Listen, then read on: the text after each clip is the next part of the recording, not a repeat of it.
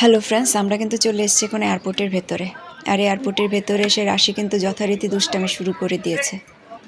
আর খুশি সেটা জানতো যে ওখানে এসে দুষ্টামি শুরু করবে, তার জন্য ওই যে পিঙ্ক কালারের একটা দড়ির মতো দেখতেছেন না, সেটা খুশি অনেক আগে রাশির জন্য কিনে এনেছিল, যাতে ওকে কন্ট্রোলেও রাখা যায় আর ও যেন হারিয়েও না যায়।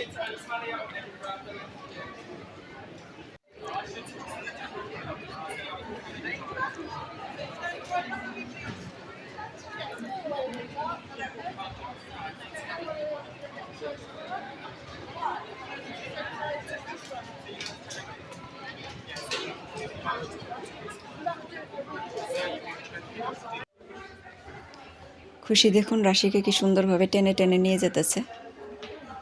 আসলে আমরা এখন যাচ্ছি লাগেজগুলো সাবমিট করার জন্য। এখানেও কিন্তু একটা বেশ লম্বা লাইনে দাঁড়াতে হয়।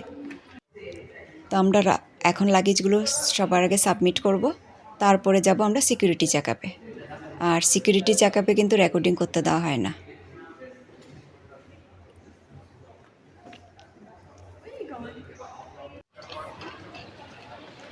আমাদের সিকিউরিটি চেকআপ শেষ হয়ে গেছে, এখন আমরা অপেক্ষা করছি ফ্লাইটের জন্য। আমাদের কাছে আর 2 ঘন্টার মতো সময় আছে, কিন্তু রাশিদ তো শান্তভাবে বসার মতো লোক নন, তার জন্য ও বাবাকে নিয়ে বেরিয়েছে হাঁটতে।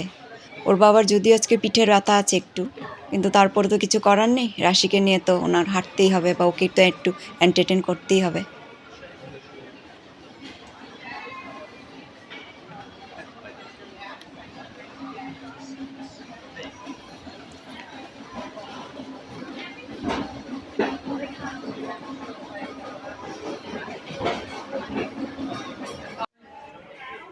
আজকের ওয়েদারটা কিন্তু খুব ভালো।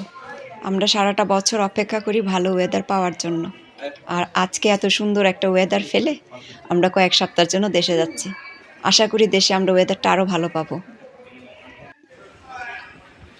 এখন যাচ্ছি, প্লেনে উঠতে হবে। এখন একটা বিশাল বড় পাখির ভেতরে গিয়ে আমরা বসবো, আর ওই পাখিটা আমাদেরকে ডানা মেলে উড়িয়ে নিয়ে যাবে এক গোলার্ধ থেকে আরেক গোলার্ধে।